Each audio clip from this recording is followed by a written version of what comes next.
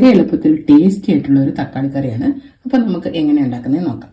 ഇന്ന് നമ്മൾ ഉണ്ടാക്കാൻ പോകുന്നത് വളരെ എളുപ്പത്തിൽ നല്ല ടേസ്റ്റി ആയിട്ടുള്ള ഒരു തക്കാളി കറിയാണ്. അപ്പോൾ ഞാൻ അതിന് വേണ്ടിയിട്ട് ഒരു 8 തക്കാളി കഴുകി നല്ല വൃത്തിയാക്കി വെച്ചിട്ടുണ്ട്. ഇത് നമുക്ക് ചെറിയ പീസസ് ആയിട്ടൊന്ന് കട്ട് ചെയ്യും. അപ്പോൾ നമ്മൾ ചെറിയ പീസസ് ആയിട്ട് കട്ട് ചെയ്തിട്ടുണ്ട്. ഇതിലോട്ട് നമുക്കൊരു 1/4 ടീസ്പൂൺ മഞ്ഞൾപ്പൊടി ഇട്ട് കൊടുക്കാം.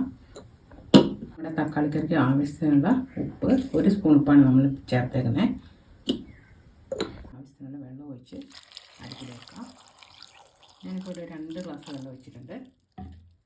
നമ്മുടെ തക്കാളി കറി ഒന്ന് വെന്ത് വരുമ്പോഴത്തേനും നമുക്ക് അതിനുള്ള അരപ്പൊന്ന് റെഡിയാക്കാം. അതിലോട്ട് 1 മുറി തേങ്ങ ഇട്ട് കൊടുക്കുന്നുണ്ട്.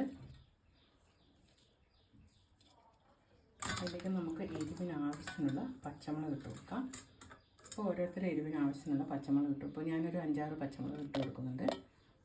4 പീസസ് ചെറിയുള്ളി ഇട്ട് കൊടുക്കാം.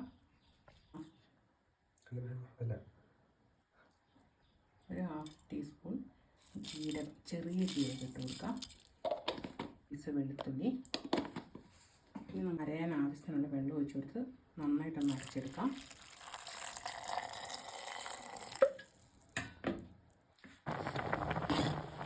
തക്കാളിയൊക്കെ നന്നായിട്ട് വെന്തിട്ടുണ്ട്.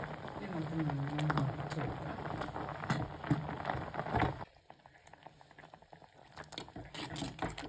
നമ്മൾ അത്യാവശ്യം നന്നായിട്ട് ഉടച്ചു കൊടുത്തിട്ടുണ്ട്. ഇനി നമ്മൾ നേരത്തെ അരച്ച് വെച്ച അരപ്പ് നമുക്ക് ഇതിലോട്ട് ചേർത്ത് കൊടുക്കാം.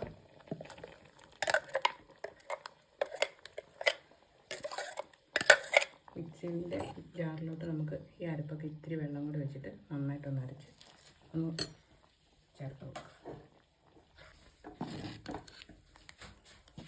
അരപ്പൊക്കെ ചേർത്ത് കൊടുത്തിട്ട് നന്നായിട്ടൊന്ന് തിളച്ച് വരട്ടെ. ആ സമയം കൊണ്ട് നമുക്ക് ഇതിനുള്ള കടുക് വറുത്തെടുക്കാം. കുഞ്ഞ് കടായി അടുപ്പ് വെച്ചിട്ടുണ്ട്. അതിലോട്ട് നമുക്ക് വെളിച്ചെണ്ണ വെച്ച് കൊടുക്കാം. വെളിച്ചെണ്ണ നന്നായി ഒന്ന് ചൂടാവട്ടെ.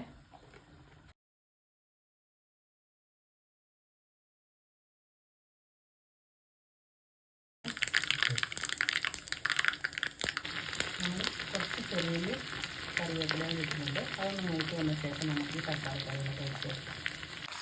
നമ്മുടെ തക്കാളിക്കറി അങ്ങനെ റെഡി ആയിട്ടുണ്ട്. ഇനി നമുക്ക് കറിയും കൂടെ ചേർത്ത് കൊടുക്കാം. അപ്പോൾ ഈ വീഡിയോ നിങ്ങൾക്ക് ഇഷ്ടമായെന്ന് വിചാരിക്കുന്നു. ഇഷ്ടമായാൽ സപ്പോർട്ട് ചെയ്യണം, സബ്സ്ക്രൈബ് ചെയ്യണം, ഷെയർ ചെയ്യണം, കമൻറ്റ് ചെയ്യണം. അപ്പോൾ നമുക്ക് നല്ലൊരു വീഡിയോ ആയിട്ട് വീണ്ടും കാണാം. Thank you.